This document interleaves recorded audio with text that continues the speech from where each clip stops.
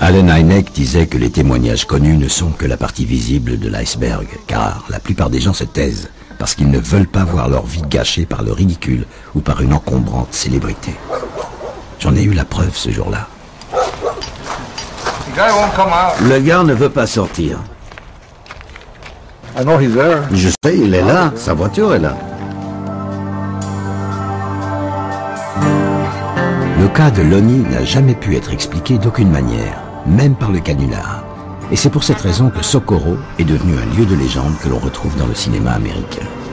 À l'époque, Lonnie est en patrouille de routine quand il prend en chasse un véhicule en excès de vitesse. Soudain, une lueur attire son attention dans le désert. En bon policier, il abandonne la poursuite pour aller voir de quoi il s'agit. Sur le web, j'ai trouvé un document réalisé par les ufologues américains, une image qui représente ce que le shérif voit à ce moment-là.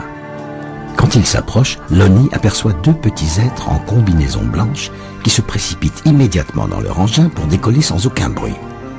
Lonnie consigne l'affaire dans un rapport officiel et bien entendu, la presse s'en empare immédiatement, lui faisant faire le tour du monde et la faisant entrer dans la légende.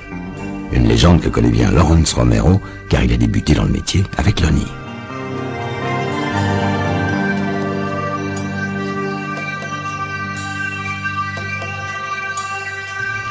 Quand on a eu cette observation d'OVNI ici à Socorro, j'étais un jeune officier de police de 20 ans et je venais juste d'être engagé. Je connaissais très bien Lonnie Zamora. Avec du recul, quand on regarde ce qu'il a vécu, le traumatisme qui en a découlé, l'humiliation et tout ça, je pense qu'il regrette toute cette affaire.